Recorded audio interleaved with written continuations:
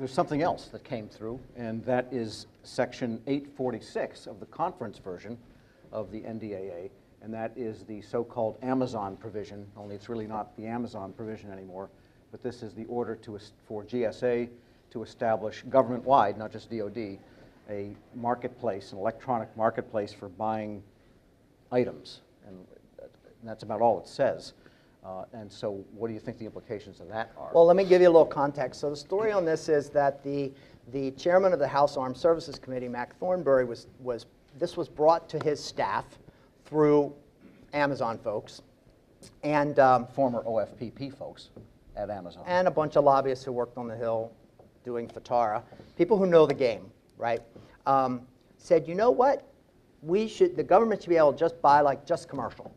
And if you designate that, if it's commercial off-the-shelf item, you can use all the exemptions in regulation for COTS and just allow DoD, in this case, they started with the Armed Services Committee, to just buy whatever people need off Amazon. And so the original draft was Congress giving the Secretary of Defense authority to designate an online marketplace for COTS. It was that broad, and it was that precise. One marketplace for all of COTS.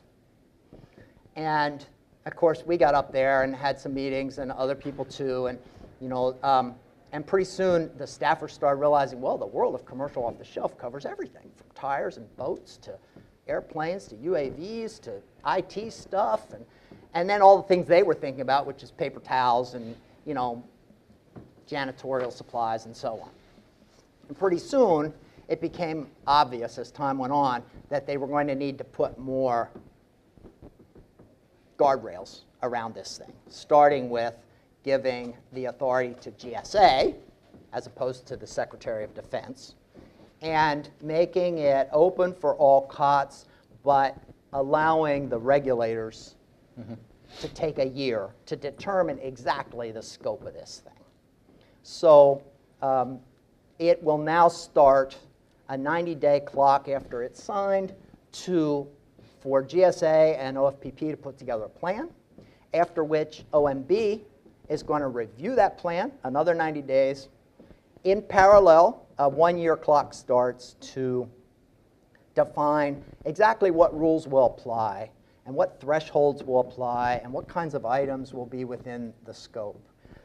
We've been part of this conversation the whole way through, and are arguing for a couple of things. One, we think that it will be difficult for the government to decide which types of articles shall be on this commercial online marketplace.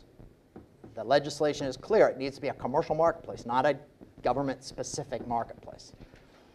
And so who's going to determine what is available on this marketplace for the government to buy, given some of the government's requirements for certain cybersecurity things, supply chain, Trade Agreements Act?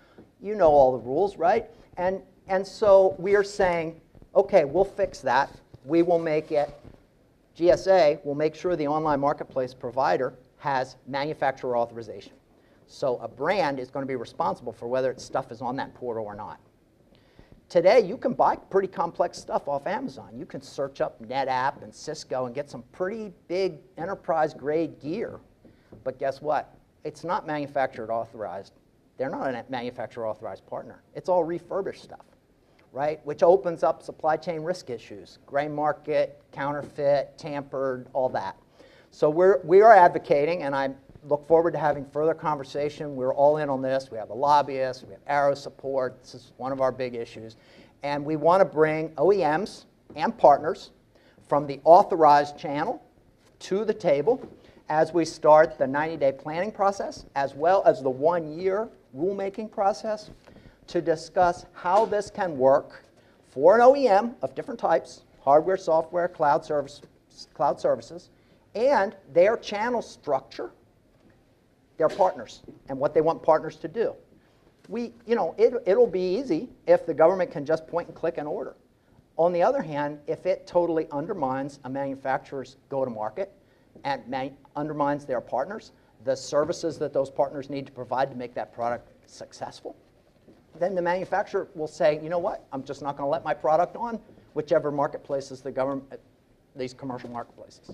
So we want two things. We want manufacturer authorization, and second, we want the online marketplace to be able to include partners in some organized process, whether that partner has a territory, customer set, or a technology designation, so that it becomes part of an OEM's global channel program, because it's commercial too.